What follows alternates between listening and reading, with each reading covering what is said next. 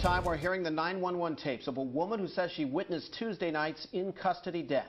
She says she saw everything, and Eyewitness News reporter Tom Murphy listened to the tapes and has more. Tom?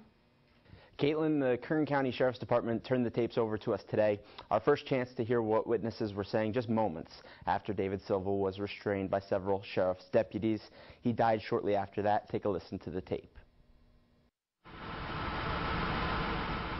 Kern County Sheriff's Office, how can I help you? Yeah, your police officer is over here on Flower, and I think it's Tom. What is it, Mom? Tom? There was a man laying on the floor, and your police officers beat the shit out of him and killed him. The caller continued, saying the man had been unconscious, not breathing for at least 20 minutes. The caller says she had videotape from when the sheriffs first pulled up to when she called 911. She added she was right in front of where it all happened, and the sheriffs didn't have to do what they did. You have 1, 2, 3, 4, 5, 6, 7, 8 sheriffs. The guy was laying on the floor, and 8 sheriffs ran up and started beating him up with sticks. The man is dead, laying right here, right now. And I got everything on videotape. The man was not doing nothing. These cops had no reason to do this to this man. And he asked for help. He was yelling for help. He was begging for help. No one came because the people that were supposed to help him were the ones killing him. Animals. That's what they portrayed to be to me, because that's what they acted like. That's how Jason Land describes the deputies he saw Tuesday night. They jumped out, reached for their bats, poles, whatever you want to call it, beat that man till they killed him, right in front of my face. While sheriff's officials investigate a suspect's death in their custody, more questions are raised about what happened after that incident. A witness we interviewed asks why he was arrested a few hours later, and a family asks why their cell phones were seized. Reporter Carol Ferguson has the latest. Well, today we talked to the attorney that family hired. That lawyer was also contacted by the eyewitness we heard from yesterday. This all happened across from Kern Medical Center at about midnight on Tuesday. Officers say the suspect was reportedly intoxicated and he fought with the officers. They used batons to restrain him and he died later. 2 family members got cell phone video, and detectives arrived at their home a few hours later demanding the phones. Attorney John Teo says protocols must be followed. He questions why it took so long to get a search warrant and keeping the family in their home for hours till the search warrant arrived.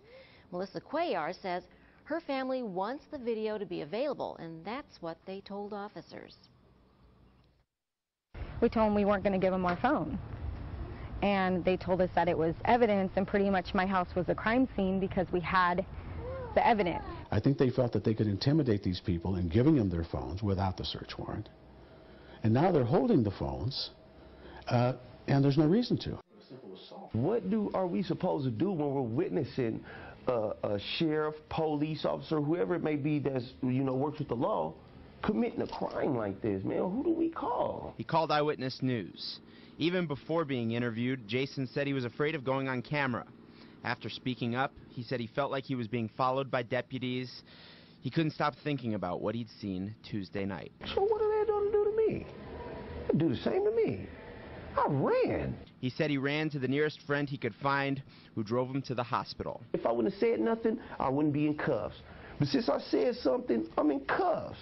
The 31-year-old, who's on felony probation for domestic violence, says he was arrested for being under the influence of PCP. Under the influence of PCP, no test, no nothing. I was not under the influence of anything. I was scared for my life. I was paranoid. Now he says he's being targeted. I believe I'm going to be targeted for the rest of my life. Land was released today and says he'll go home to his family. I'm hiding.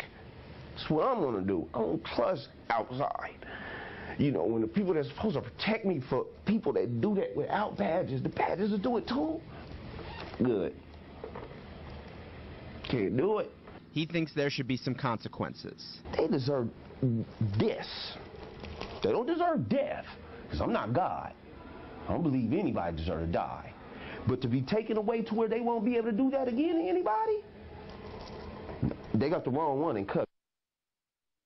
Jason also said that he felt like there was an extended period of time between when he saw the man beat up and when the ambulances ultimately arrived. In studio, Tom Murphy, Eyewitness News. Caitlin, back to you. Thanks, Tom.